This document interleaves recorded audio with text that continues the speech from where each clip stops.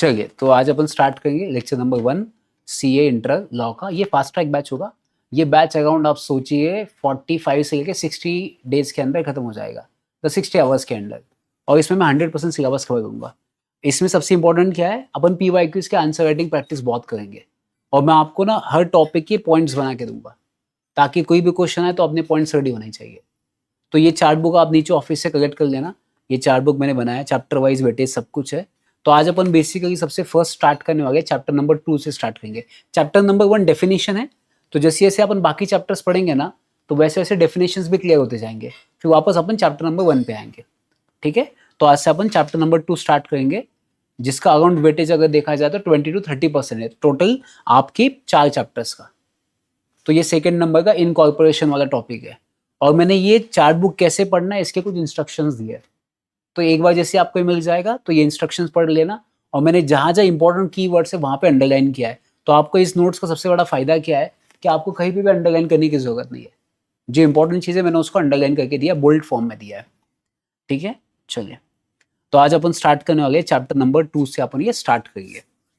तो chapter number 2 कौन सा अपना, incorporation of a company and matters incidental thereto.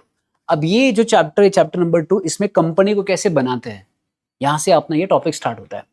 अब देखिए, कंपनी बनाने के लिए आपको एग्जाम में क्वेश्चंस क्या आते हैं वो पहले समझना पड़ेगा, एंड क्वेश्चन कितने मार्क का आता है वो भी समझना पड़ेगा। अब इस चैप्टर में अगर देखा जाए तो क्वेश्चन कम से कम 5 मार्क का तो आता ही है। अब जैसे एग्जाम्पल आज का अपना जो पहला टॉपिक है वो है प्रोमोटर। अब आपको स्क्रीन पे दिखाई दे रहा है कि प्रोमोटर ये टॉपिक है अपना, इसके मैंने पॉइंट्स बनाए। तो अगर मुझे एग्जाम में क्वेश्चन आता है तो मेरे पास इतने पॉइंट्स हैं, ये सफिशिएंट है 5 मार्क के लिए इतने पॉइंट्स लिखना। ठीक है, अब अपन शुरुआत करेंगे। और सेक्शन भी याद करना, जितना मैक्सिमम अगर सेक्शन याद होता है तो बहुत अच्छी बात है, अच्छे मार्क्स भी मिल जाएंगे आपको। अब फास्ट ट्रैक बैच का मतलब ये नहीं कि अपन एकदम फास्ट जाएंगे, बेसिक से लेकर एडवांस पढ़ेंगे अपन। अभी एग्जाम में ये क्वेश्चन आता है कि प्रोमोटर कौन होता है।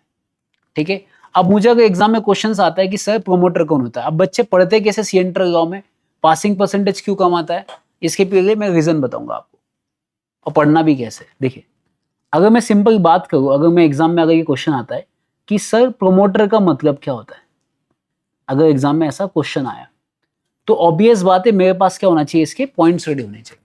ठीक है, अगर मैं बात करूं प्रोमोटर की तो सबसे पहले फर्स्ट आपके दिमाग में एक सेक्शन आना चाहिए। कौन सा सेक्शन है, सेक्शन 2 सबसेक्शन 69।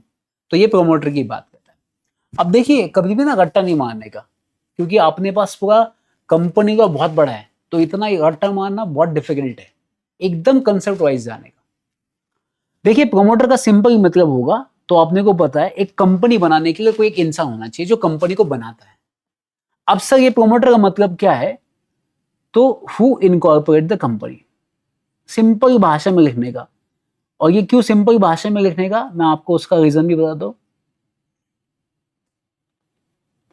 अब देखिए, मेरा अगर क्वालिफिकेशन अगर आप देखोगे ना, तो मेरा क्वालिफिकेशन क्या है, मैंने सीएस भी किया है,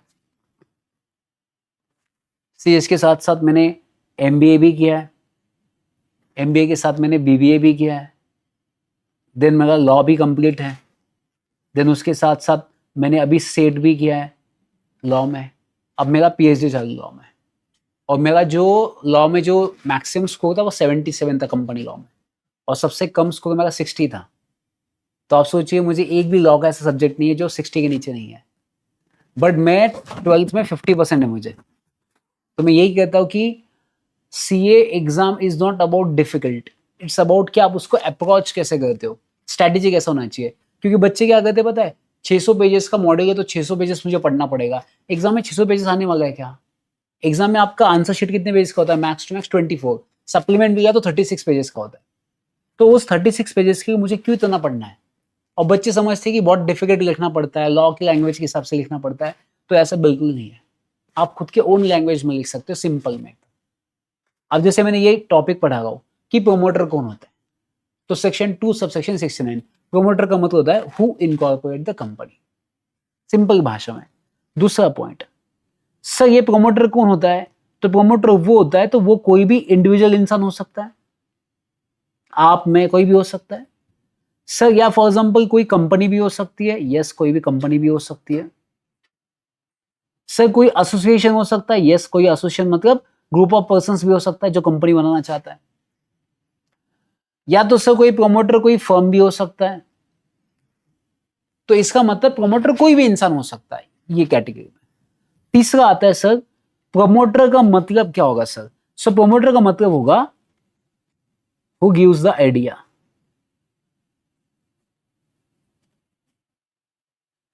to incorporate the company.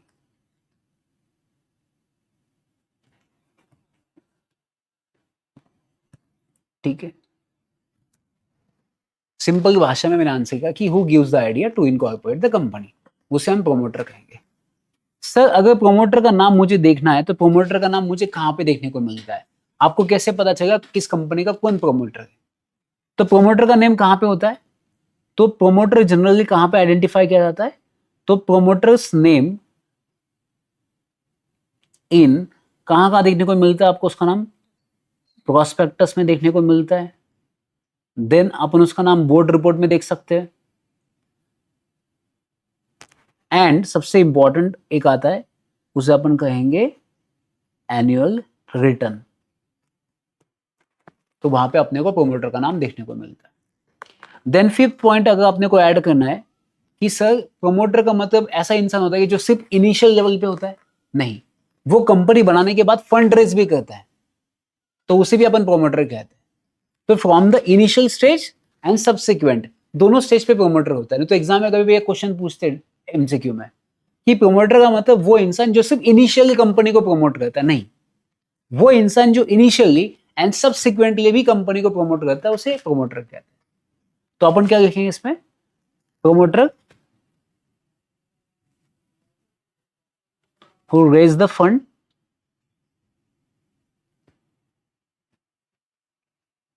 for the company.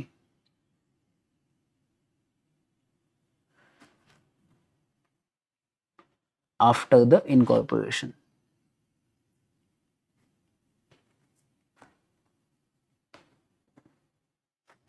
Then उसके बाद पॉइंट नंबर 6। अब पॉइंट नंबर 6 में क्या लिखेंगे अपन? पॉइंट नंबर 6 में ये लिखेंगे अपन कि हेलो सर 2 मिनिट कनेक्ट कर देऊ शकता का? हो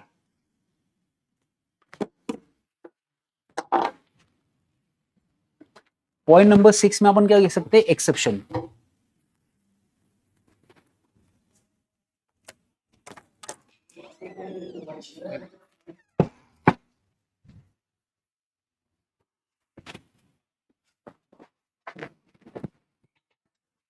अब पॉइंट नंबर 6 में क्या आएगा? एक्सेप्शन आएगा। एक्सेप्शन मतलब क्या होता है कि कौन प्रोमोटर नहीं हो सकता है। अब जैसे फॉर एग्जाम्पल आप कल जाके सीए बन गए, आपने किसी कंपनी को एडवाइस किया, तो आपने बोला कि सर ऐसी कंपनी बनाओ आप, तो आप भी कंपनी बनाने की आइडिया दे रहे हो, बट आप प्रोफेशनल कैपेसिटी में एडवाइस कर रहे हो, बीइंग एन सीए, तो उसके लिए आप पैसा चार्ज कर रहे हो। तो सीए, सीएससीए में ये एडवोकेट, ये जो एडवाइजर होते हैं, वो कभी भी प्रोमोटर नहीं होंगे, क्योंकि वो प्रोफेशनल कैपेसिटी में एडवाइस करते हैं। तो अपन क्या लिखेंगे? तो यहां पर लिखेंगे एक्सेप्शन। एक्सेप्शन का मतलब यहां पर लिखेंगे अपन CA, CS, CMA is not a promoter,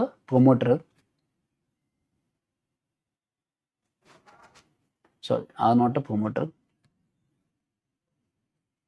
not a promoter in case of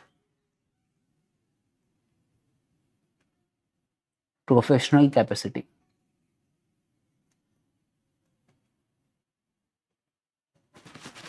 ठीक है, देखिए 5 मार्क का क्वेश्चन आ जाएगा, मेरे 6 पॉइंट्स रेडी, आपको 5 में से 4.5 मार्क कंफर्म। कितना सिंपल लिखा अपन ने। तो ऐसे एग्जाम में अगर आप आंसर राइटिंग लिखोगे ना, जितना मैक्सिमम लिखोगे उतना आपको एग्जाम में याद आएगा। अब इसको घर जाके आपने रिवाइज भी कर दिया कि प्रोमोटर कौन होता है, आपको आ जाएगा। Who incorporate the company, who gives ideas to the company, who can raise the fund to the company. Then उसके बाद क्या लिखा था अपन ने, जिसका नाम कहाँ पे होता है? Annual report, board report, then prospectus में मेंशन होता है। और सबसे इंपॉर्टेंट 5 अपन ने क्या पढ़ा था यहाँ पे कि प्रोमोटर कौन बनता है? कोई भी इंडिविजुअल इंसान, कोई भी कंपनी, कोई भी एसोसिएशन, कोई भी फर्म बन सकती है। Then 6 exception, CA, CS, CMA, professional capacity में अगर किसी को एडवाइस करते हो तो प्रोमोटर नहीं है। खत्म, मेरे 6 पॉइंट्स मैंने अच्छे से एक्सप्लेन कर दिया, तो 4.5 मार्क आपके कन्फर्म। तो ऐसे धीरे धीरे करोगे ना, आपको कोई भी टॉपिक डिफिकल्ट नहीं लगेगा। ठीक है, तो ये अपन ने क्या पढ़ा अभी, एक टॉपिक पढ़ा प्रोमोटर का मतलब कौन होता है, समझा आपको यहां तक। अब नेक्स्ट अपन देखेंगे फॉर्मेशन ऑफ कंपनी। देखिए फॉर्मेशन ऑफ कंपनी बनाने के लिए आपके पास बहुत सारे ऑप्शंस है। एक आप प्राइवेट कंपनी बना सकते हो, पब्लिक कंपनी बना सकते हो, वन पर्सन कंपनी बना सकते हो, तो ये आपके पास बहुत सारे टाइप है। या तो आप ऐसी एक कंपनी बना सकते हो जिसे IFSC कहा जाता है, इंटरनेशनल फाइनेंशियल सर्विस सेंटर। ये बेसिकली क्या होता है कि जब इंटरनेशनल लेवल पे एक्सपोर्ट इंपोर्ट करना है तो ऐसी एक कंपनी बनाई जाती है जो बेसिकली जो लोग गुड्स बेचते हैं ना इंटरनेशनल लेवल पे एक्सपोर्ट करते हैं, तो उनको ना क्रेडिट बेसिस पे बेचना है, तो उसको फाइनेंस चाहिए। अगर फॉर एग्जाम्पल मेरे पास कोई गुड्स है, मुझे इंटरनेशनल लेवल पे किसी को बेचना है, बट वो पैसा 3 महीने के बाद आने वाला है, तो मुझे अभी पैसा चाहिए, तो उस टाइम पे ये जो कंपनीज होती है फंडिंग करती है, तो इनका नाम होता है इंटरनेशनल फाइनेंशियल सर्विस सेंटर। इनका मेन काम होता है फाइनेंशियल सर्विसेज प्रोवाइड करना। अब ये प्राइवेट क्या है, पब्लिक क्या है, वन OPC क्या है, ये अपन पढ़ने वाले, ठीक है। उसके पहले अपन पढ़ेंगे types of company on the basis of liability. अब देखिए एग्जाम में एक सवाल आता है कि सर अगर एग्जाम में ऐसा क्वेश्चन पूछा कि types of company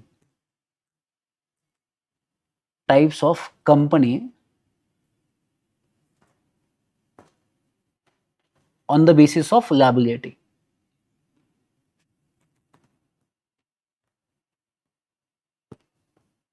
types of company on the basis of liability, तो अपने पास 3 टाइप ऑफ कंपनी आती है। पहला आता है on the basis of share, तो अपनी जो कंपनी होती है वो on the basis of share के बेसिस पे कंपनी होती है। सर इसमें पॉइंट्स रेडी करने के कि on the basis of share company क्या होता है, तो इसमें अपन क्या कहेंगे, तो जो द पर्सन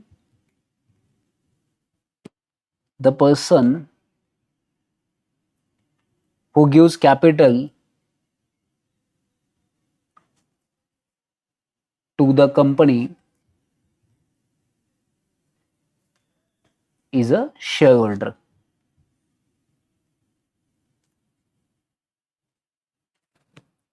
तो अपन ने सिंपल भाषा में क्या बोला यहाँ पे कि the person who gives the capital to the company, उसे अपन क्या कहेंगे, शेयर होल्डर कहेंगे, ठीक है। तो ये अपना फर्स्ट सिंपल पॉइंट आ गया। फिर पॉइंट नंबर 2, अब अपन ने क्या बोला कि अगर आपको कंपनी बनाना है शेयर कैपिटल के बेसिस पे बनाना है, तो देखिए अगर कोई बंदा शेयर परचेस कर रहा है तो उसका लायबिलिटी कितना है, जितना शेयर का अमाउंट है उसका उतना लायबिलिटी है, तो उसे कहेंगे company on the basis of shares, कि जितना शेयर्स का लायबिलिटी उतना आपका लायबिलिटी, कंपनी को कितना भी लॉस होने दीजिए उसका लायबिलिटी उतना ही फिक्स होगा। तो अपन क्या लिखेंगे, इन this case comma liability of shareholder, in this case liability of shareholder is limited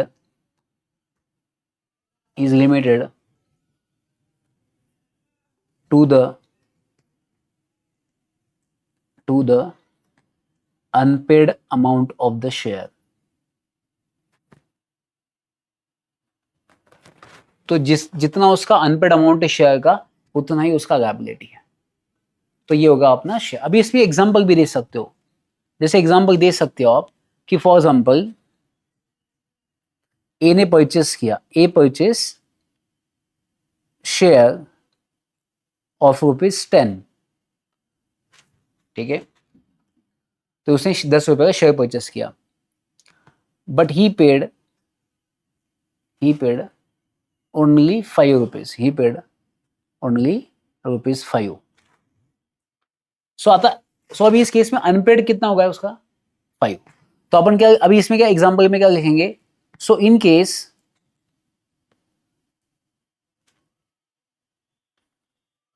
company has loss of ₹20, so shareholder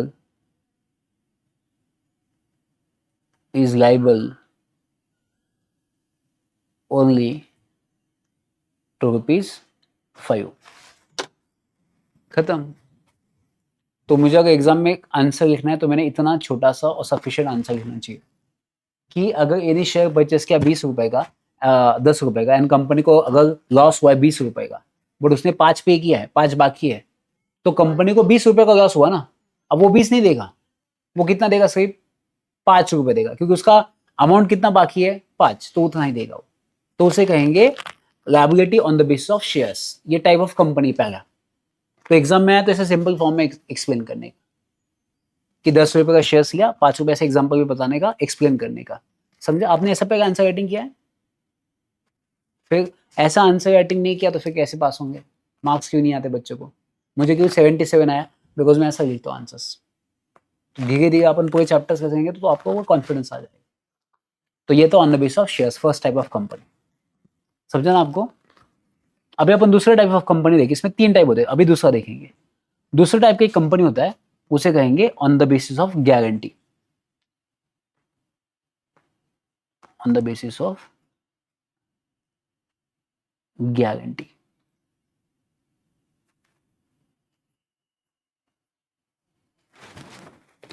अब क्या होता है, कभी कभी क्या होता है, जब शेयर होल्डर को, फॉर एग्जाम्पल मैं हूं, आप हूं, अगर आपको कंपनी बनाना है, बट अभी मेरे पास पैसा नहीं है इनिशियल लेवल पे, आप कहते हो अभी मेरे पास पैसा नहीं है यार, तो आप क्या कीजिए, आप ना शेयर कैपिटल वाली कंपनी मत बनाइए। आप इंडिया में विदाउट कैपिटल वाली कंपनी बना सकते हो। कैपिटल क्यों चाहिए होता है?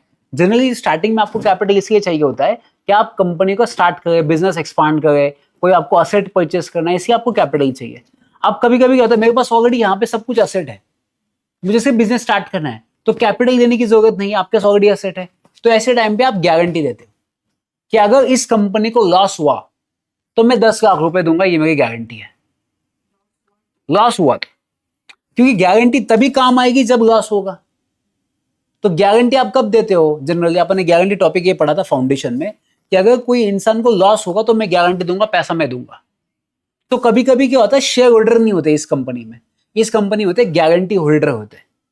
तो इसमें क्या होगा, जब आप इसका एमओए पढ़ोगे, मेमोरेंडम ऑफ एसोसिएशन पढ़ोगे, इसमें ऐसा लिखा होता है कि इनके 5 गारंटी होल्डर है, कि सबने बोला 2-2 लाख रुपए देंगे, 10 लाख रुपए टोटल गारंटी है। कंपनी स्टार्ट हो गया, ऑलरेडी इनके पास सब सेटअप था, कंपनी बिजनेस कर रहा है। अब कभी कभी क्या होता है, अगर कंपनी को लॉस हो गया, फॉर एग्जाम्पल कंपनी को 20 लाख का लॉस, बट गारंटी होल्डर ने कितनी गारंटी दी थी? 10 लाख। तो वो कितना पैसा देंगे? सिर्फ 10 लाख। उनकी लायबिलिटी लिमिटेड है on the basis of guarantee. तो यहाँ पे कैपिटल नहीं होता, यहाँ पे क्या होता है? गारंटी। अब बट ये गारंटी कब एग्जीक्यूट किया जाता है? जनरली ये कब होता है? जब कंपनी वाइंडिंग अप में आ जाती है, जब कंपनी को बंद करने का टाइम आ जाता है, वाइंडिंग अप के केसेस में, तो उस टाइम पे जो गारंटी होल्डर है वो कंपनी को क्या कर देते? अपनी गारंटी को सरेंडर कर देते, मतलब वो पैसा उनको देना पड़ेगा। तो अगर इन केस ऐसा हुआ कि कंपनी को वाइंड अप कर गए एंड फॉर एग्जाम्पल पैसे की जरूरत पड़ रही है वाइंडिंग अप में, तो फिर गारंटी होल्डर अपनी गारंटी को उस टाइम पे दे देंगे, उसके बिना उनकी कोई लायबिलिटी अराइज नहीं होती। तो ये बहुत लिमिटेड होता है। तो क्या लिखेंगे अपन इस केस में? इस केस में लिखेंगे, इन this case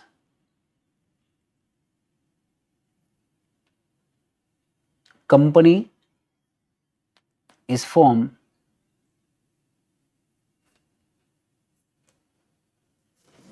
on the basis of guarantee holder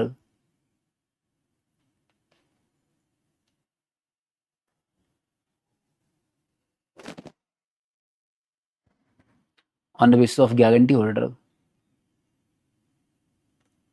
if in the winding up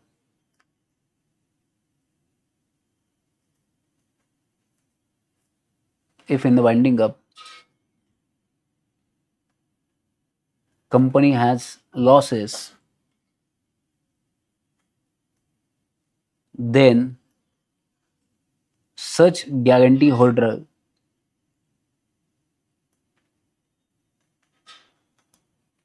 are liable for the losses up to the amount guaranteed by the holder। मतलब मैंने कितना सिंपल लिखा है कि अगर वाइंडिंग अप हो जाता है उसका, इस केस में अगर कंपनी को लॉस हो जाता है, देन जो गारंटी होल्डर्स होते हैं वो लायबल होंगे, बट कितने अमाउंट्स के लिए? Up to the amounts guaranteed by the holders, उन्होंने जितना गारंटी दिया उतना उनका लायबिलिटी है। सिंपल सी बात है। अगर कंपनी को 40 लाख का लॉस हुआ एंड गारंटी होल्डर ने 20 लाख का गारंटी दिया है, तो कितना पैसा देंगे वो? 20 लाख। कंपनी की लायबिलिटी उनके ऊपर नहीं आएंगी। तो ये तो on the basis of guarantee. तो पहला शेयर्स था, अब गारंटी था। तीसरा टाइप ऑफ कंपनी होता है, वो होता है unlimited company.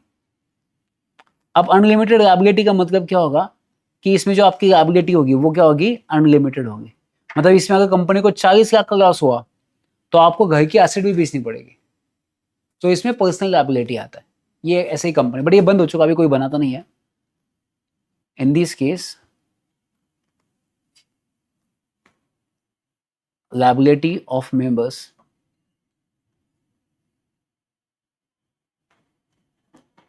are unlimited. Next point, members have to sell their asset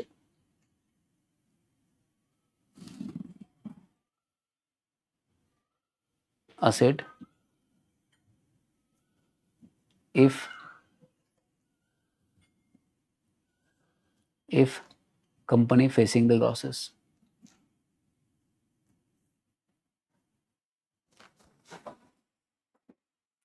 ठीक है, तो अपन ने क्या लिखा कि in this case liability of members are unlimited, so members have to sell their asset if company facing the losses. अब मुझे बताइए कितने पेज का आंसर होगा? एक पेज का तो होगा ना अपना, तो एक पेज 5 मार्क का आता है, सफिशिएंट है। तो 5 में से 4.5 मार्क मिल जाएंगे आपको। अगर एग्जाम में क्वेश्चन पूछा types of company on the basis of liability, तो आपने ये आंसर कर दिया। समझा आपको? ये आपने कभी लिखा था liability on the basis of liability company होती है ऐसी? ठीक है, चलो समझा आपको यहाँ तक? चलो अभी अपन पढ़ेंगे कौन सा? ओपीसी। अब यहाँ से एग्जाम में क्वेश्चन आना स्टार्ट हो जाता है कि ओपीसी क्या होता है। अब जनरली जब भी आप ऐसे कोई टॉपिक पढ़ते हो ना, पॉइंट्स रेडी होने चाहिए।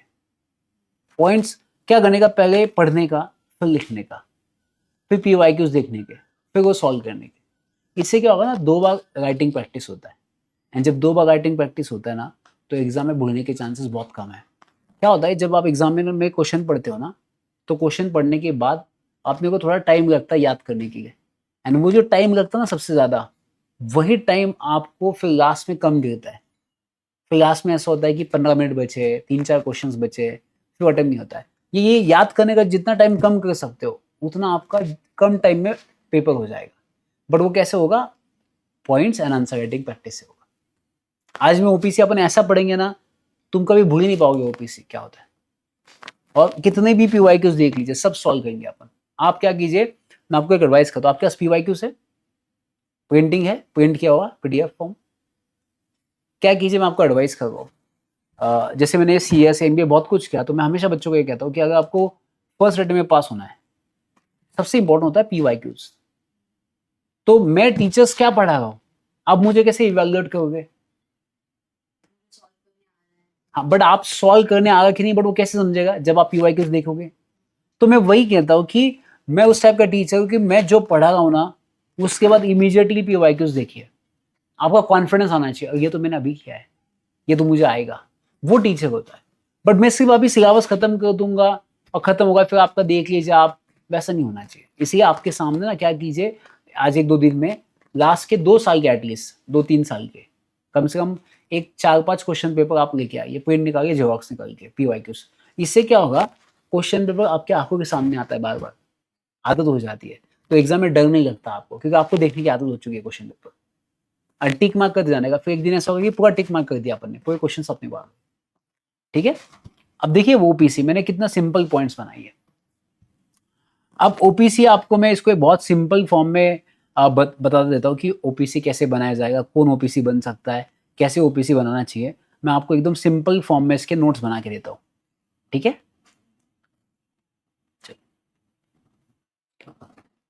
देखिए अगर एग्जाम में कहीं ना कहीं ऐसा क्वेश्चन आता है आपको कि ओपीसी क्या है, एंड बहुत सारे बच्चे ओपीसी को लेके ना डर जाते हैं। उनको लगता है कि भाई साहब ये टॉपिक कैसे पढ़ना है, कैसे पढ़ाई करना है, कैसे पॉइंट्स को याद करना है।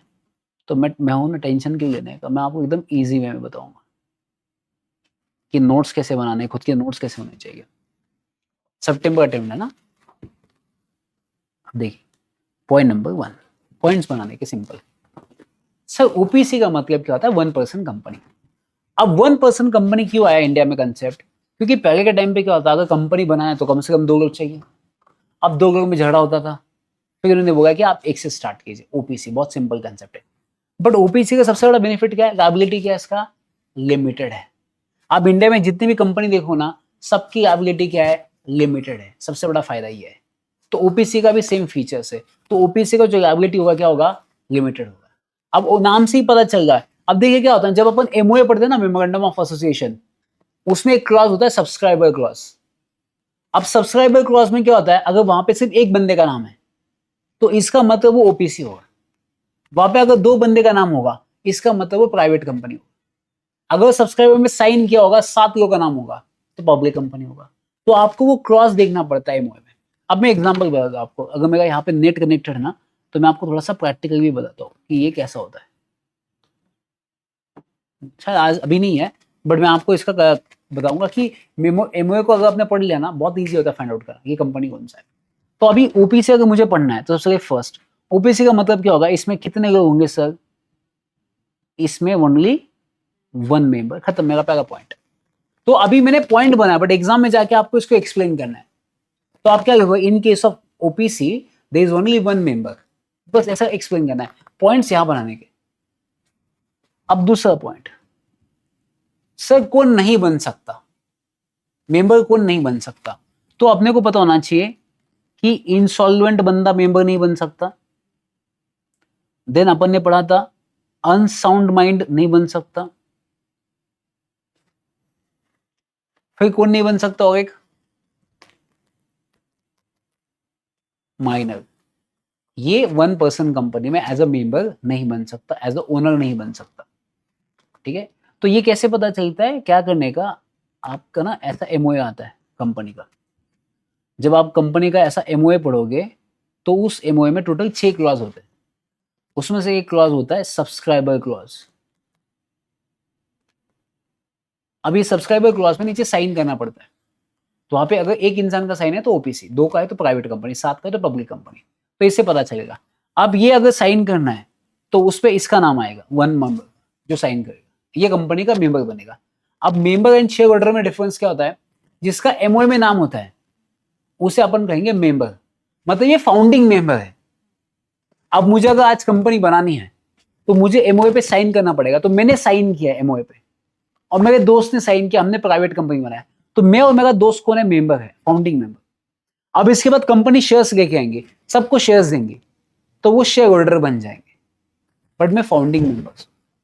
तो अगर आप रिलायंस कंपनी का देखोगे तो उसमें मुकेश अंबानी का नाम नहीं है एज अ मेंबर। मेंबर्स उनके साउथ इंडियन है। मुकेश अंबानी ने वो कंपनी उनसे एक्वायर की है, तो मुकेश अंबानी शेयर होल्डर है, मेंबर नहीं है। तो ये डिफरेंस है। तो अभी इसमें तीसरा पॉइंट क्या पढ़ेंगे अपन? तीसरा पॉइंट ये पढ़ेंगे कि सर इनके कंपनी में एक कौन होना चाहिए? नॉमिनी होना चाहिए। क्योंकि कल जाकर मेंबर्स की डेथ हो गई तो उसकी जगह पे कौन बनेगा? फोर्थ पॉइंट, आपको पता है जो 1 मेंबर होगा एन प्लस आपका नॉमिनी, ये दोनों कौन होने चाहिए? हाँ, resident in India. Resident India मतलब कितने दिन इंडिया में होने चाहिए? यस, 120 डेज इंडिया में होने चाहिए। Then point number 5, sir OPC company को ही अपन, ये ओपीसी कंपनी कौन सी कंपनी होती है? प्राइवेट कंपनी माना जाता है, क्योंकि इसमें हमेशा एक ही मेंबर होगा या अपने शेयर्स किसी आउटसाइडर को नहीं बेच सकता। 6th वाला पॉइंट, क्या सर मेरी जो ओपीसी छोटी सी कंपनी होती है, बट आप उसको कभी भी सेक्शन 8 कंपनी में कन्वर्ट नहीं कर सकते। Section 8 for not for profit company, NGO, उसमें आप कन्वर्ट नहीं कर सकते, या बैंकिंग एक्टिविटी में कन्वर्ट नहीं कर सकते। तो सर मेरा जो ओपीसी है can not converted into, can not convert into section 8 company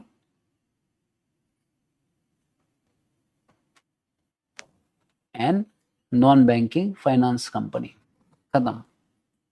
point number 7, समझा आपको यहां तक अभी? चलिए अभी पॉइंट नंबर 7 अपन इसमें पढ़ेंगे कि क्या दिया है पॉइंट नंबर 7 में।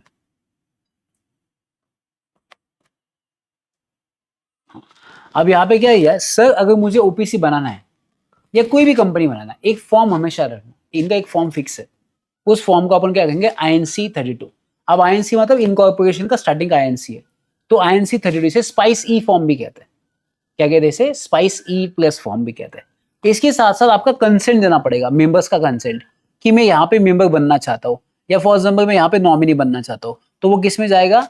INC 4 में जाएगा। तो मेरा नेक्स्ट पॉइंट क्या आएगा इसके अंदर? सर मेरा नेक्स्ट पॉइंट इसके अंदर यह आएगा कि मुझे कौन सा फॉर्म फाइल करना पड़ेगा? INC 32 फॉर्म फाइल करना पड़ेगा, प्लस इसके साथ साथ क्या जाएगा? INC 4 जाएगा। INC 4 किसके लिए होता है? कंसेंट, यस, नॉमिनी की कंसेंट, कि मैं आपके कंपनी में नॉमिनी बनना चाहता हूं। अब पॉइंट नंबर 8, पॉइंट नंबर 8 ये कहता है कि याद रखना, जो नॉमिनी होगा वो एक ही कंपनी में बन सकता है। मतलब अगर जो कंपनी में मेंबर है वो उसी कंपनी मेंबर बन सकता है, वो किसी और कंपनी मेंबर नहीं बन सकता, क्योंकि फुल टाइम जॉब बन जाएगा उसका, उसको कंपनी को मैनेज करना है, तो वो बंदा दूसरे कंपनी में एज अ मेंबर नहीं बन सकता। अगर मैं एक कंपनी में नॉमिनी बन गया तो मैं दूसरे कंपनी में नॉमिनी नहीं बन सकता, क्योंकि ये कभी भी मर सकता है, तो मुझे मेंबर बनना पड़ेगा। तो ये कहता है कि जो मेंबर एंड नॉमिनी होगा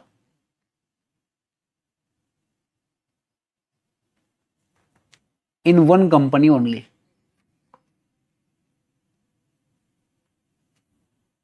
तो ये सिर्फ वन कंपनी में होगा। अगर सिर्फ फॉर एग्जाम्पल वो दो कंपनी में अपॉइंट हो जाता है गलती से, तो उसको 180 दिन के अंदर एक जगह से रेजिग्नेशन देना पड़ेगा। तो अगर नहीं होता है, if not then comply within 180 days, तो उसको 180 दिन के अंदर ये क्या करना पड़ेगा? कंप्लायंस करना पड़ेगा। ठीक है, देन पॉइंट नंबर 9। अब नेक्स्ट पॉइंट नंबर 9 में क्या कहता है सर? नेक्स्ट नंबर पॉइंट में, सर क्या मैं दूसरे नॉमिनी को बना सकता हूँ? मुझे वो नॉमिनी नहीं चाहिए, दूसरा नॉमिनी अपॉइंट करना है, तो आप दूसरे नॉमिनी को अपॉइंट कर सकते हो, अनदर पर्सन, बट उसके लिए सेम कौन सा फॉर्म जाएगा? INC 4 में कंसेंट जाएगा। तो कितने दिन के अंदर नॉमिनेट करना पड़ेगा आपको? विद इन 15 डेज के अंदर। ठीक है, तो चाहिए अपन वो भी लिख देंगे। सर अगर मुझे नॉमिनेट करना है किसी और को, तो आप नॉमिनेट कर सकते हो, तो कितने दिन के अंदर नॉमिनेट करना है? Yes, 15 days. Nominate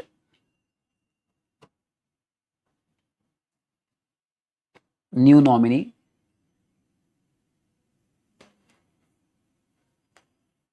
within 15 days,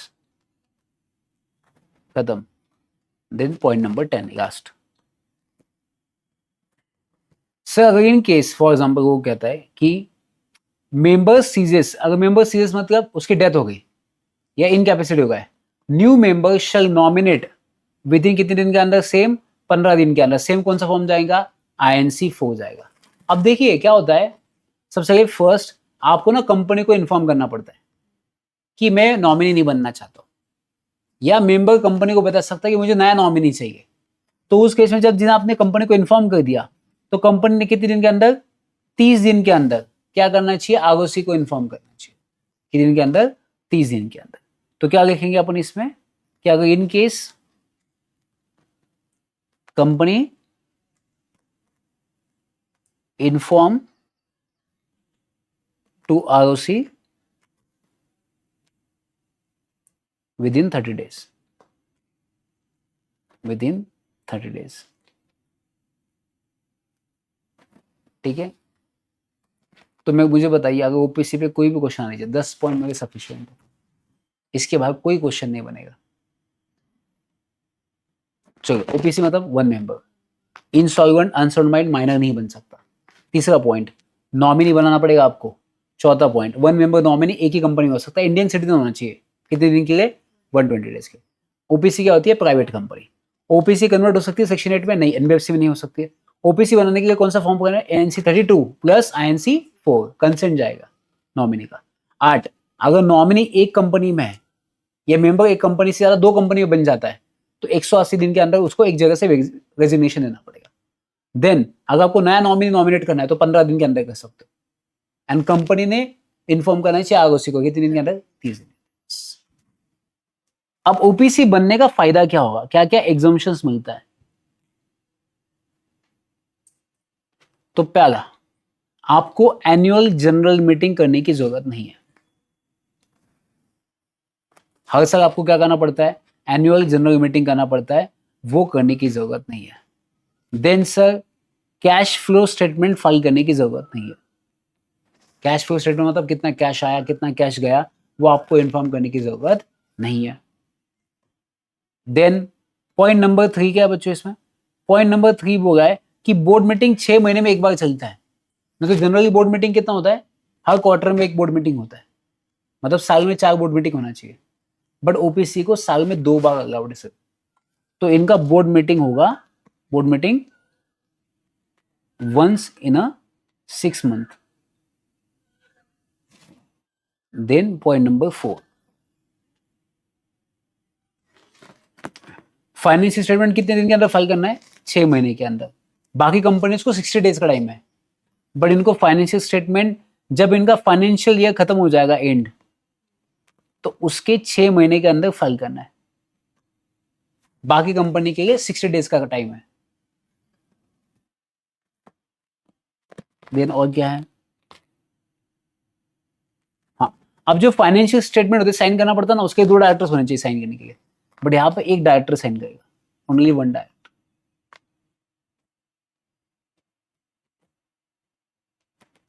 director can sign financial statement.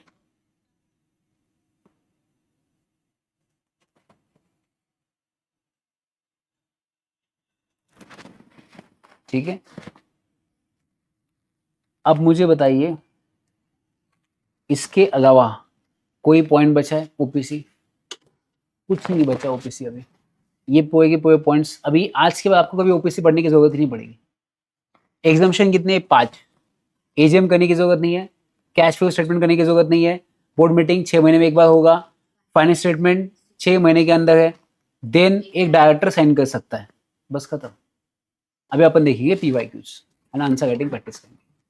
ठीक है, चलो 1 मिनट में आपको, एक मेंबर, एक इंसान एक कंपनी में मेंबर है, यस, तो वो दूसरे कंपनी में मेंबर नहीं बन सकता। नहीं बन सकता, नॉमिनी बन सकता है, नहीं बन सकता, नॉमिनी नॉमिनी भी नहीं बन सकता, मेंबर भी नहीं बन सकता, क्योंकि वो दूसरे कंपनी का नॉमिनी बन गया एंड दोनों मेंबर्स की डेथ हो गई, तो वो नॉमिनी दोनों जगह में मेंबर कैसे बनेगा एट ए टाइम? तो कंपनी मैनेज करना डिफिकल्ट हो जाएगा ना, तो इसलिए वो एक ही कंपनी बन सकता है। इसके बाद कुछ नहीं, ऐसे पॉइंट्स बना लेना, आज तक कभी आपने ऐसे पॉइंट्स बनाए किसी क्लास में से दिखाए पॉइंट्स कभी? क्या होता है ना, वो प्रॉपर जो टेक्स्ट बुक में वर्डिंग्स है, सेम वर्डिंग्स वाले पॉइंट्स बनाए, तो बाद में रिवाइज करते वक्त वो सेम लैंग्वेज नहीं, तो खुद से पॉइंट्स नहीं बनाया। हाँ, टेक्स्ट बुक में भी नहीं, बट क्लास में किसी ने आपको ऐसे पॉइंट्स करवाए तो फिर वही तो दिक्कत होता है। और फिर जो मॉडल के पॉइंट्स वही निकलोगे तो फिर अपना क्या है उसमें, टीचर का क्या क्वालिटी है? अब इतना सिंपल लैंग्वेज में अपने पॉइंट्स बनाए। अभी मैं आपको क्वेश्चन देखा, तो देखिए आपको कॉन्फिडेंस कैसे आएगा इमीडिएट यही पॉइंट्स देख के।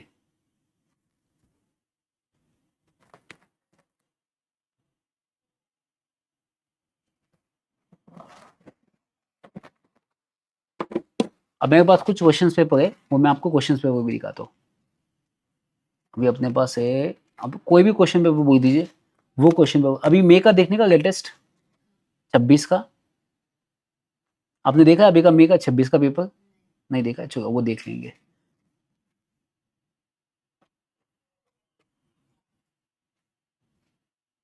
CA inter question paper,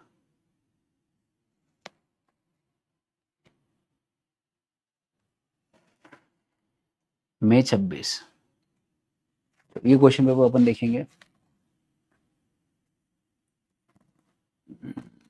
CSR, ये कौन सा है?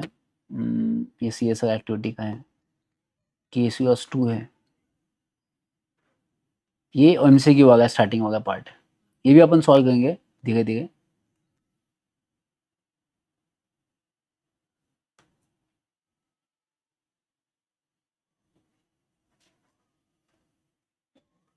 हाँ पार्ट 2।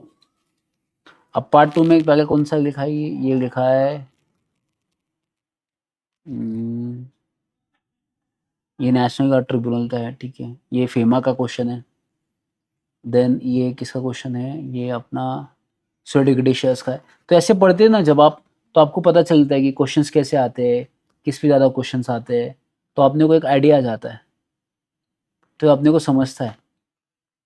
अब ये प्रोस्पेक्टस का क्वेश्चन है, ये कोगम का क्वेश्चन है, ये किसका है, ये लिस्टेड कंपनी का क्वेश्चन है। ऐसे अपने को आइडिया आता है फिर उसके हिसाब से। ये डिविडेंड का क्वेश्चन है, ये पार्टनरशिप का क्वेश्चन है। देन ये जनरल लॉस का क्वेश्चन है। देन अगेन ये इसका क्वेश्चन है, इन्वेस्टर एजुकेशन का क्वेश्चन है, वो अपना पढ़ना बाकी। एलएलपी का क्वेश्चन है। देन ये तो जनरल क्लॉज का क्वेश्चन है। तो ऐसे ही फेमा का क्वेश्चन है। अभी इस पे क्वेश्चन नहीं पूछा है मतलब, तो अपने को ऐसा देखना पड़ेगा। अब मई में नहीं आया है तो अपन क्या देखेंगे, उसके पीछे वाला देखेंगे। तो पीछे का कौन सा था, दिसंबर वाला क्वेश्चन पेपर देखेंगे अपन। नहीं सॉरी, जनवरी 26 का क्वेश्चन देखेंगे, है ना। अपने पास जनवरी 26 का क्वेश्चन है।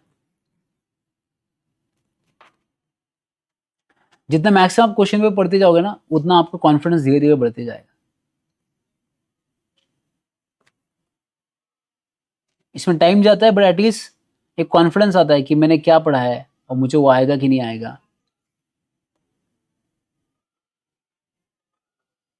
अगर इसमें भी नहीं आया तो फिर सितंबर में आने के चांसेस बहुत ज्यादा बनेंगे। किधर है, ये वाला ना। हाँ एक मिनट, हाँ ओपीसी वाला है क्या। हाँ हाँ देखिए, कितने मार्क का क्वेश्चन पूछा है, 5 मार्क का क्वेश्चन पूछा है। अभी अपन ने कितने पॉइंट्स बनाए, कम से कम 15 पॉइंट्स बनाए। अब ये क्वेश्चन आया 5 मार्क का, आप सोचिए। अभी अपन इसको पढ़ेंगे, सॉल्व करेंगे। क्या लिखा है, the board of directors of XYZ petrochemical limited consist of mister R managing director है, मिस्टर एन डायरेक्टर है, मिस्टर पी कौन है, डायरेक्टर है, mister A chairperson, mister D chief financial officer not a director, and mister C company secretary. The board as a policy does not authorize the chairperson of a company to sign the financial statement. Okay. तो उनके board ने क्या बोला कि the board as a policy does not authorize the chairperson company. तो जो chairperson होगा board meeting का, वो फाइनेंस स्टेटमेंट साइन नहीं करेगा। तो इसका मतलब ये क्या है कि चेयरपर्सन को ने यहाँ पे मिस्टर ए, तो आपका मिस्टर ये साइन नहीं कर सकता ये, ठीक है, फाइनेंस स्टेटमेंट। आगे क्या बोला, the profit and loss account and balance sheet of the company were sign by mister N. Mister N कौन है, डायरेक्टर, मिस्टर पी भी डायरेक्टर है, mister A examine whether the authentication of financial statement of the company was in accordance with the provision of the Companies Act. What would be your answer in case the company is a one-person company and has only one director who has authenticated the balance sheet and statement of the profit and loss? अब देखिए, generally जो company होती है उसके लिए दो directors का sign चाहिए। अब ये अपन जब इसका आंसर कैसे देंगे, अभी कितने मार्क का क्वेश्चन पूछा आपने का, ये 5 मार्क का क्वेश्चन पूछा। अब ये अपन पढ़ने वाले ऊपर वाला, बट नीचे वाला तो अपन लिख सकते हैं। तो मतलब ये जब अपन बाकी टॉपिक पढ़ेंगे जो चैप्टर, तो उसमें आपका इसका आंसर लिखेंगे कि फाइनेंस स्टेटमेंट का जब टॉपिक आएगा उसमें आप लिखेंगे। बट अभी अपन ओपीसी पढ़ा है, तो इसका आंसर अपने को आना चाहिए लिखते समय।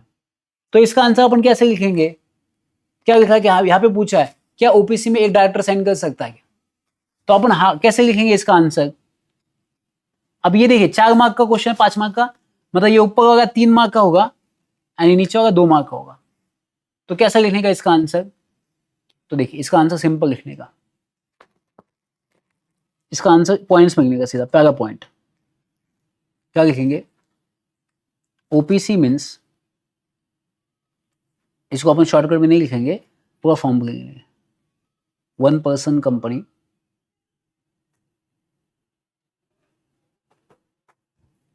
Means a company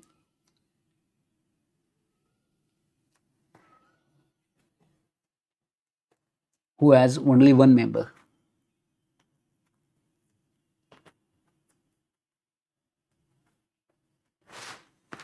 Second point, it is a private company.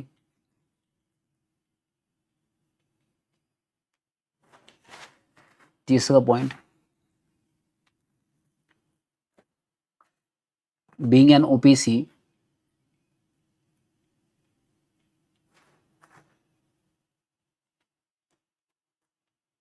they have some exemption.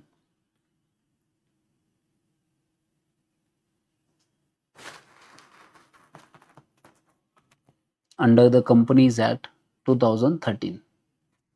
तो क्या क्या एग्जामिशन अपन ने देखा था? तो अपन लिखेंगे पहला financial statement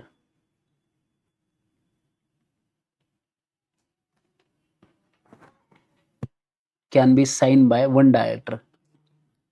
Can be signed by one director. दूसरा क्या लिखेंगे? Board meeting once in a 6 month. Then क्या लिखेंगे? No annual general meeting requirement.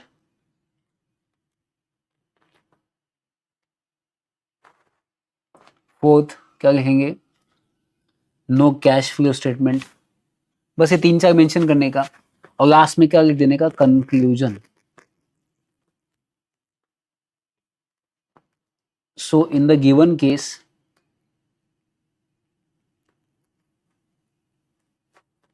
if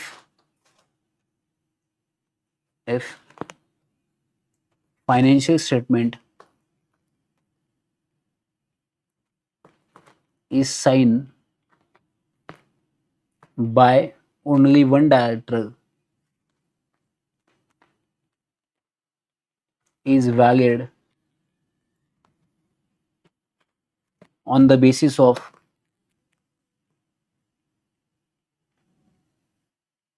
above provision.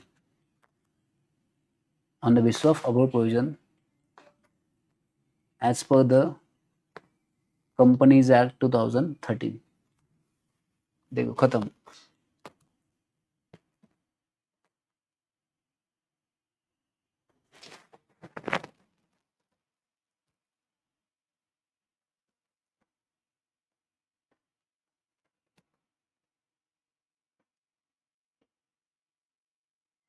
समझा आपको कितना इजी गया? और जब भी आप कंक्लूजन फॉर्म करते हो ना, अभी अपन ने क्या क्या केस हुआ नहीं है.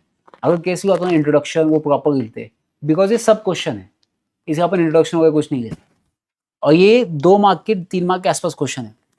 तो आपने पहले प्रोविजन बता दिया कि प्रोविजन क्या होता है. तो जैसे मैंने यहाँ पे लिख दिया हेडिंग, मैं कहा ये प्रोविजन है, ठीक है. एंड इस प्रोविजन के बेसिस पे मैंने क्या किया? कंक्लूजन दिया. और कंक्लूजन का वर्डिंग ऐसा आना चाहिए. So in the given case if financial statement is signed by only one director is valid on the basis of above provision. मतलब मैंने ये प्रोविजन बता दी है एंड इसके बेसिस पे मैं बता रहा हूँ. एंड नीचे क्या आएगा? As per the companies act 2013. तो आपको डिनाई नहीं करेगा तो एग्जाम में. ऐसे आंसर्स लिखे आपने किया था, ऐसे आंसर्स की प्रैक्टिस. बट ऐसे क्वेश्चंस अटेंड करने के, इससे क्या होगा? प्रैक्टिस और बढ़ेगा. अब देखिए आपने ये एग्जाम्शन ना अभी वापस लिखे सेकंड टाइम, इसके बाद एग्जाम्शन लिखा, अब वापस क्वेश्चन लिखा, वापस लिखा, इससे ना आप भूल नहीं पाओगे फिर को. तो रिवाइज करना एग्जाम के टाइम पे कभी करने की जरूरत नहीं पड़ेगी. आजकल कभी ओपीसी पढ़ने की जरूरत ही नहीं पड़ेगी. तो ये कब का क्वेश्चन था? अभी अपन ने देखा जनवरी 2026 का क्वेश्चन था जिसमें आया था. अब जनवरी के बाद नीचे कौन सा आता है अपना? सितंबर 2025 का क्वेश्चन आएगा. इसमें भी चेक करने का 2-3 साल का चेक करने का, फिर आगे बढ़ने का. इससे भले आपने को 2 बार लिखने को जरूरत पड़े, बट उससे क्या होगा? अपना कॉन्फिडेंस आना चाहिए कि भाई साहब मैंने ये क्वेश्चन को देखा है और मैं लिख सकता हूँ कोई भी क्वेश्चन. और ये कॉन्फिडेंस बढ़ेगा, मैं कोई भी क्वेश्चन देख सकता हूँ, कोई भी क्वेश्चन मैं सॉल्व करने की मेरे पास हिम्मत है, ऐसा आना चाहिए कॉन्फिडेंस.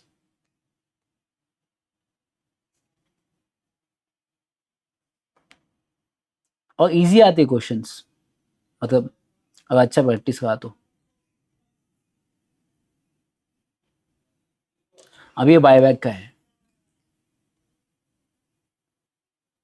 अब ये किसका है? ये ऑडिटर का है. देन ये लिमिटेड लायबिलिटी पार्टनरशिप का है. देन ये जनरल क्लॉज एक्ट का है. देन ये ऐसा एसबीओ का है.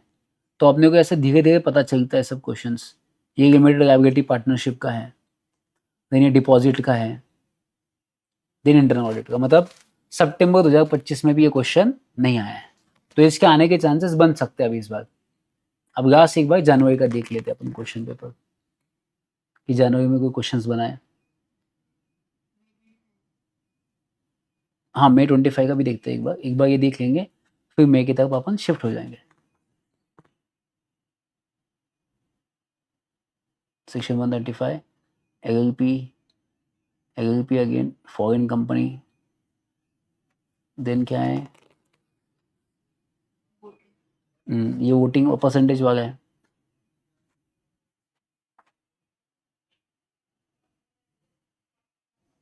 देन उसके बाद ये क्या है 87 का है, ये डिविडेंड का है।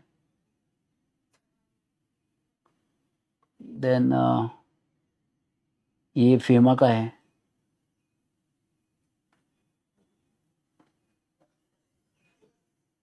देन उसके बाद ये EGM का है। तो यहाँ पे भी नहीं आया है। तो जनवरी भी अपन ने देखा, कौन सा बचा आपने बोला मई 25। हाँ मई 25 में आई थिंक एक क्वेश्चन आया था OPC के ऊपर।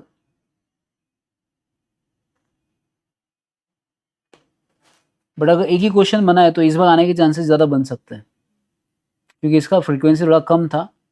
बट अगर अपने पॉइंट्स बढ़ा दिए ना तो अभी इसको वापस कैसे भी क्वेश्चन दीजिए या कोई भी आने दीजिए, अपने पास ये पॉइंट्स रेडी है, इसको ही चिपका देने का अभी, तो अलग से कुछ बनाने की ज़रूरत नहीं पड़ेगी आपको। ठीक है, नहीं है तो अभी अपन ने OPC का सॉल्व किया क्वेश्चंस।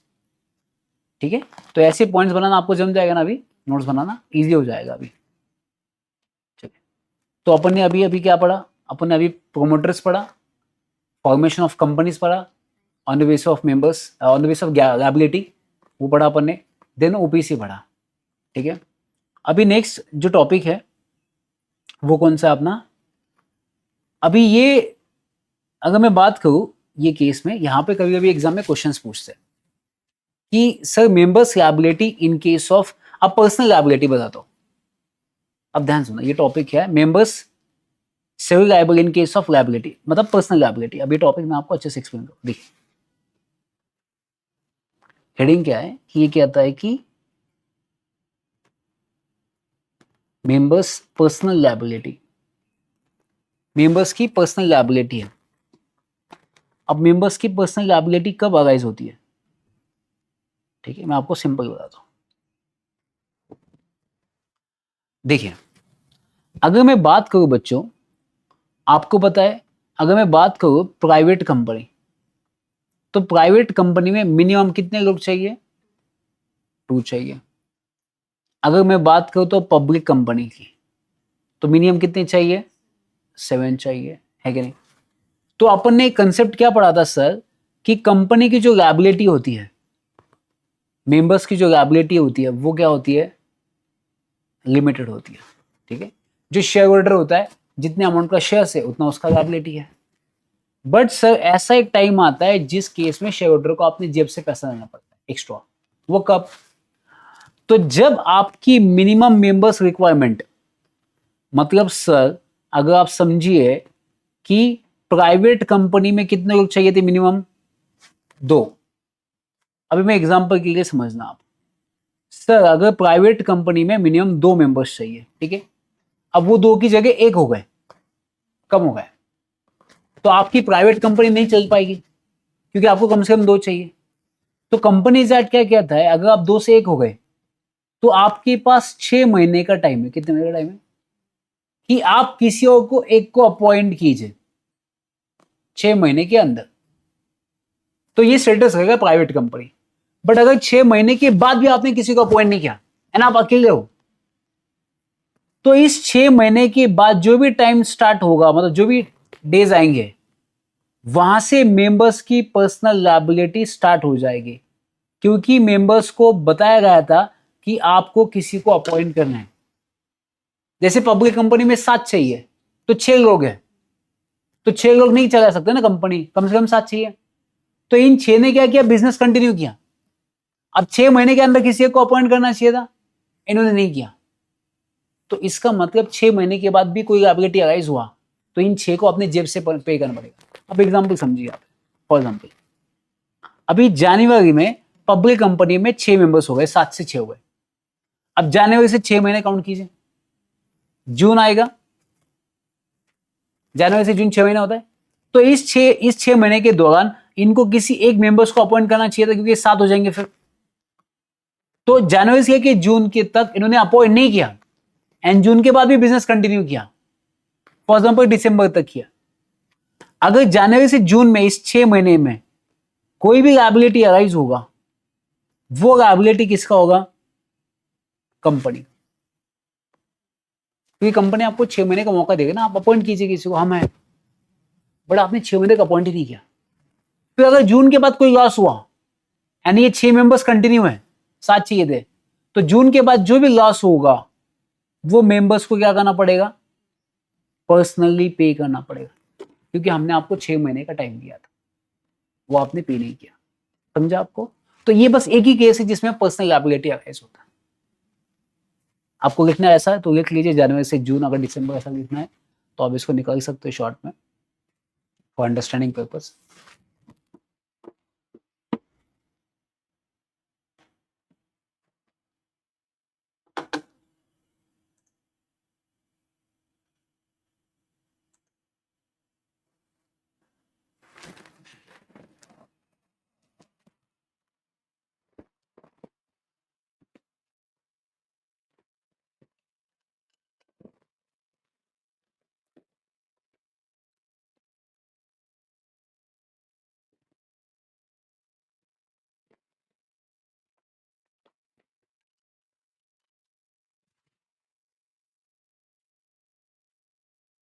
समझा आपको?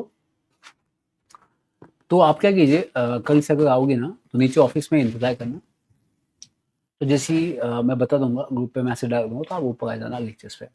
आपकी जनरली 1 बजे होगा, अब कोई टाइम चेंज होगा तो मैं आपको पहले इन्फॉर्म कर दूंगा। तो अभी अपना पैटर्न कैसे होगा, तो मैं इसलिए आपको कहता हूँ कि आप क्या कीजिए, PYQ रखिए आपके पास सामने, तो वो आदत हो जाएगा देखने का, तो जल्द से ढूंढ लेंगे, इमीडिएट आंसर राइटिंग प्रैक्टिस कर देंगे। तो अपना पैटर्न क्या होगा, अभी ये फास्ट ट्रैक बैच का पढ़ेंगे, क्वेश्चन देखेंगे, वापस लिखेंगे। तो पढ़ते समय नोट्स भी निकल जाएंगे अपने अलग से, चार्ट बुक तो है, उस नोट्स भी निकलेंगे, वापस क्वेश्चन पढ़ेंगे, वापस लिखेंगे, तो बहुत हो जाएगा। अब ओपी से आप कभी भूल ही नहीं पाओगे वापस, इतने अच्छे से पॉइंट किया आपने। कम से कम 13 से 14 पॉइंट है, आप एटलीस्ट 10 तो बता सकते हो, है ना? बताइए, एक बार ट्राई कीजिए। ओपीसी में one member, second one director, compulsory एक नॉमिनी अपॉइंट करायला. Nominee, okay next. जो मेंबर एंड नॉमिनी आहे तो दुसऱ्या कंपनीमध्ये मेंबर यस, एक ही कंपनी बन सकते हैं, अगर बन गए तो 180 डेज में, हाँ, कंप्लायंस करना पड़ता है, रेजिग्नेशन। नेक्स्ट, ओबीसी कंपनी में कन्वर्ट नहीं हो सकती, कौन से कंपनी में? सेक्शन 8 मध्ये नाही होऊ शकत, नॉन बँकिंग एनबीएफसी और सेक्शन 8 कंपनी नहीं हो सकता। नेक्स्ट, ओपीसी को क्या क्या एग्जाम्पशंस है? एनुअल जनरल मीटिंग, स्टेटमेंट, 6 महिन्यात फाईल करायची. नहीं, हाँ, after end of financial year 6 महीने के अंदर फाइल करना है। फाइनेंस स्टेटमेंट कितने डायरेक्टर ने साइन किए पाहिजे? एक इसके, okay. 4 board meeting once in 6 months, once in 6 month board meeting, okay, cash flow statement बनवायची. बस खत्म, पर पॉइंट्स रिवाइज। तो कैसे भी क्वेश्चन आ दीजिए, अपना आंसर रेडी है, इसके बाद एग्जाम में कोई पॉइंट नहीं आएगा। तो अपन क्या करेंगे, अभी अपना चैप्टर नंबर 2 चल रहे, तो अपन धीरे धीरे ऐसे पूरे, अभी कल जाके अपन कंपनी कैसे बनाते हैं उसके पॉइंट्स बनाएंगे। इनकॉर्पोरेशन ऑफ कंपनी अपन ने सिर्फ अभी ओपीसी देखा कि INC 32 फॉर्म फाइल करना पड़ता है, फिर INC 4 में कंसेंट जाता है नॉमिनी का, देन कंपनी को 30 दिन के अंदर ROC को इन्फॉर्म करना पड़ता है, और दोनों इंडियन रेसिडेंट होने चाहिए, 120 डेज इंडिया में होने चाहिए। तो ये अपने इनकॉर्पोरेशन के जैसे पॉइंट्स हो जाएंगे, देन अपन धीरे धीरे आगे बढ़ेंगे। तो जैसे जैसे धीरे आगे बढ़ेंगे ना, जहाँ जहाँ क्वेश्चन आता है, जैसे सेक्शन 8 कंपनी, वो पढ़ेंगे, फिर धीरे धीरे ये चैप्टर अपना खत्म हो जाएगा 2-3 दिन के अंदर, तो अपन नए चैप्टर की तरफ जाएंगे। तो अपन धीरे धीरे जाएंगे, और मैं क्या होगा 30-40 डेज अगर आपने कंटिन्यूस किया ना, लॉ का आपका 100% हो जाएगा, कोई इशू नहीं आएगा। घरी जाऊन ओपीसी वर जे क्वेश्चन सापडते ते लिहून ट्राय करते. हाँ, आणि एकदा check तो आप क्या कीजिए, जैसे आपने आपकी एक काम बताता हूँ, आपके सबसे बेस्ट बताता हूँ। आज मैंने आपको पढ़ाया घर जाने का, आज जितने टॉपिक हुए सिर्फ वो टॉपिक पे जाके घर पे चेक करने का, या फॉर एग्जाम्पल इस चैप्टर पे इनकॉर्पोरेशन पे जितने भी चैप्टर्स पे क्वेश्चन, इनकॉर्पोरेशन सेकंड चैप्टर पे जितने भी क्वेश्चन है, सेक्शन 8 कंपनी, ओपीसी, तो उसको जाके टिक मार्क कीजिए, तो कल जाके क्लास में आके अपन इमीडिएट डिस्कस कर लेंगे, ठीक है। तो कोई क्वेश्चन नहीं बचेगा। और जैसे ही अपना ये चैप्टर खत्म हो जाएगा ना, हर चैप्टर के बाद कम से कम 10-15 क्वेश्चन का आंसर राइटिंग प्रैक्टिस करेंगे, मॉक टेस्ट पेपर, आरटीपी सब सॉल्व करेंगे, ठीक है। चलिए, तो समझा आपको? मिलेंगे अपन कल सेम टाइमिंग को। Thank you so much, bye bye, take care.